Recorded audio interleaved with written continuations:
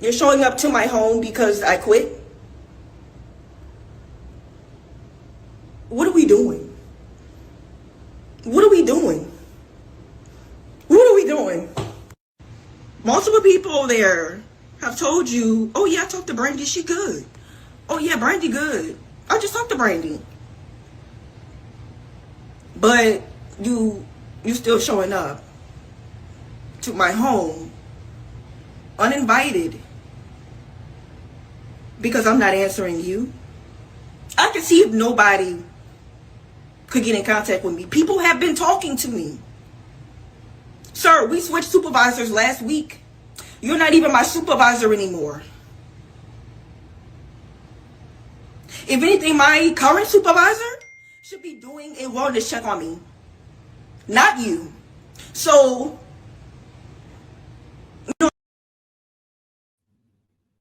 And that is a video showing that a former NOPD Academy worker alleges harassment after quitting her job and claims her ex-supervisor showed up at her home and says the Academy is corrupt. And per New Orleans newsroom at NOLA Mates, a former NOPD Academy worker is speaking out in a viral video allegedly claiming her ex-supervisor showed up at her home uninvited. You're showing up to my home because I quit, she says, calling out the man she says is in his 50s while she's 28. She claims he had been low-key following me around, thinking that I'm not noticing and makes it clear. And we never effed. Never, meaning that they were never intimate. She adds, if anything, my current supervisor should be doing a wellness check on me, not you. Allegedly, the workplace was toxic. People took my kindness for weakness. They were low-key dumping all their work on me, despite that she loved the hands-on work. Loved doing the scenarios with the recruits, like actor Pew and Sims. The fear and stress were overwhelming. Anytime my supervisor walked past me, I started shaking. It's corrupt. She warns the Academy is about to get exposed, and I want you to sit and listen. And these are per her videos, and I'm going to play part 2. whatever. I'm seeing this man's car. Like, I'm not fucking tripping. This man has been, let's just say he been low-key following me around, thinking that I'm not noticing. I notice. And we never fucked. Never. You 50-something years old. I'm 28, but you always talk about how I'm a little girl and this and that. But you following me around when I don't come to work.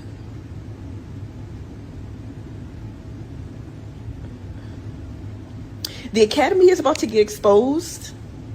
And I want y'all to sit and listen. Then I called my other coworker, well, ex-coworker. I called my ex-coworker like, yeah, you told him I was good, right? Because why did he come over here? I didn't answer my door. And that's the end of part 2. And I'm going to give brief commentary before I play part 3. I have also experienced this working in a enforcement type job where I was also harassed by not one male supervisor, but 2. And it was very much a S-word harassment. And it was made very uncomfortable for me too, because once you let them know that that's not what you're going for, they will make you feel threatened and like something may happen to you as far as maybe physically or having to do with losing your job, because you don't want to lose your job. And that's how I was. Same scenario in my 20s, and they were older than me. And the one supervisor I had that worked directly over me on my shift, he pressured me to the point where I became emotional and I had to be calmed down because it was in front of people and people noticed, he would put extreme pressure on me to be with him. It was an occasion where one day I was out from work and he just out of the blue called me on my phone. I did not give him my number and I did not authorize him that it was okay for him to reach out to me at any point or time. He looked into the employee's contact book and got my number and decided that he had the power and that it would be okay maybe to contact me. And I let him know that it was not cool and it was not okay for him to be calling me. I was extremely upset that he would even do that. That same supervisor would try to later on after I was gone from that job reach out to me through Facebook Messenger, because these men like this, they are stalkers and obsessive, and you have not slept with them, dated them, have not flirted with them, or gave them any indication that you were interested in them.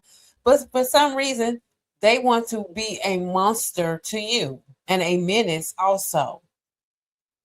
And I was glad that I was going from that job because I could not stand to be around this man. And yes, I did complain.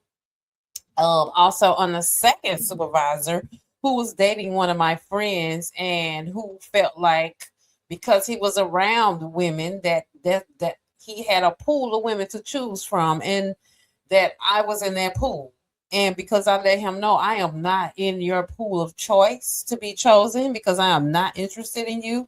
So you can strike me from that list. You can burn the list and throw it down a volcano so that you never ever have to come back to that list if my name is ever on it.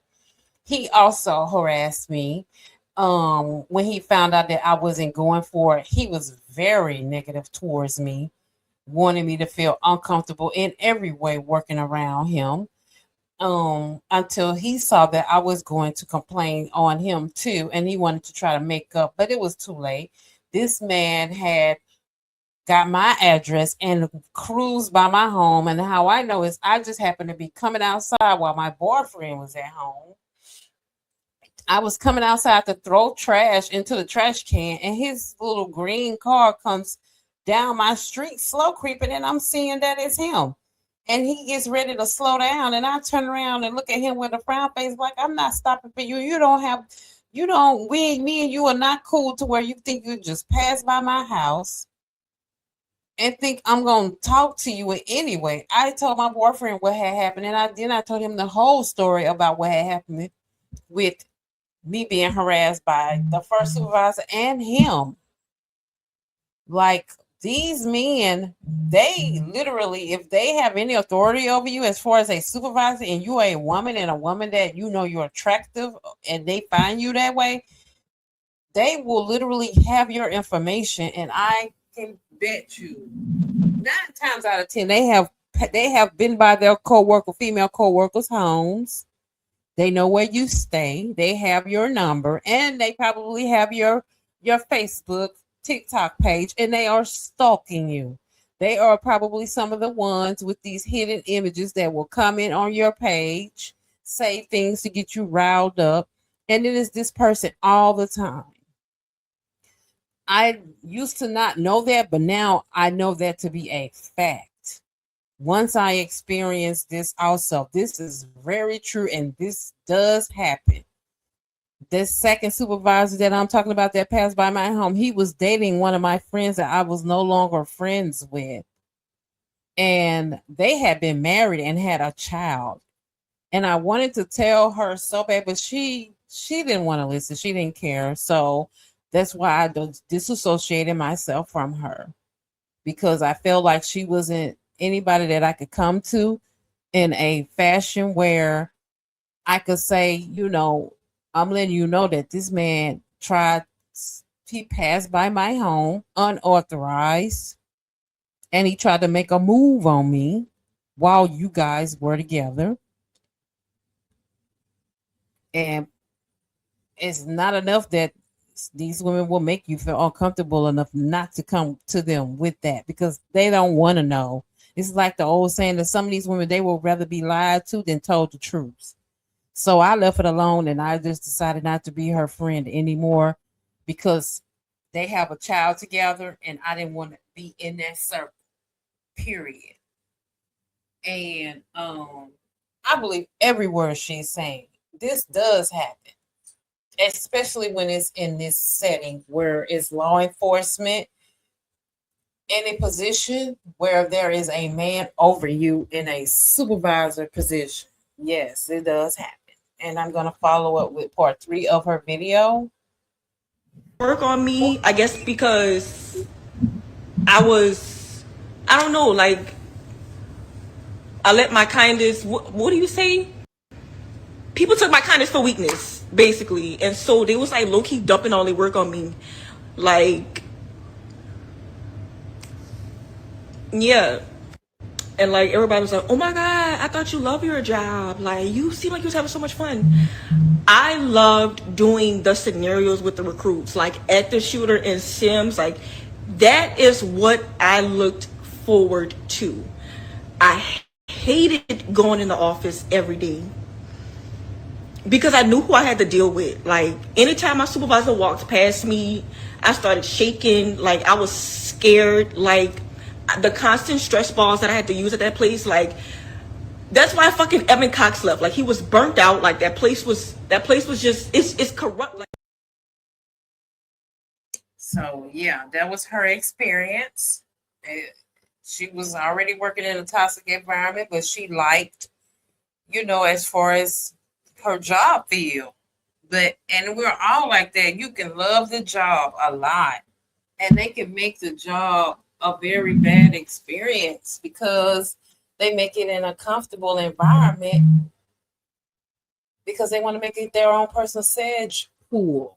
Like, it's not fair that people have to continually go through this, and it's going to continue to happen. As long as nobody speaks up. So I'm glad she is deciding to speak up. And anybody out there that is feeling harassed, I would encourage you to report any male supervisor who is harassing you in a illegal, intimate way and making you feel uncomfortable in your job and in your position and threatening that job and position. You need to go to management as soon as possible. Do not wait, because while you're waiting, they're planning and basically trying to find a way to get rid of you while you're waiting and not deciding, should I let this go? You do not let it go, because only other than you quitting is the only way it's gonna not be an issue. That's the only way, is if you quit the job, which means the next woman that comes into that position, she's gonna get the same thing. And I hate this for her. I will continue to follow her story. This was on Instagram. And I just wanted to provide it because it was very interesting to me, because I know I've been through this situation before. And it's very uncomfortable. And this is per the New Orleans room. Shout out to them on Instagram, is where I pulled the story from. And I'm hoping that she continues to give us a follow-up story on what has happened. Did she pursue anything as far as complaints? Because he's no longer her supervisor, so he's probably been removed because of other complaints since she's gone from the job. And no telling what happened. They probably caused a situation for her to have to leave, which is what happens when you wait and don't do anything. They will cause situations for you that will impact you and cause you to have to leave that job. And I would encourage you, like I say, to just speak up before it gets to that point. That way you are protected and they can be monitored. So that is a video that I wanted to bring you today, guys. And I wanted to thank you again for watching. Please like and subscribe if you can. And I will see you soon, guys. Have a good one.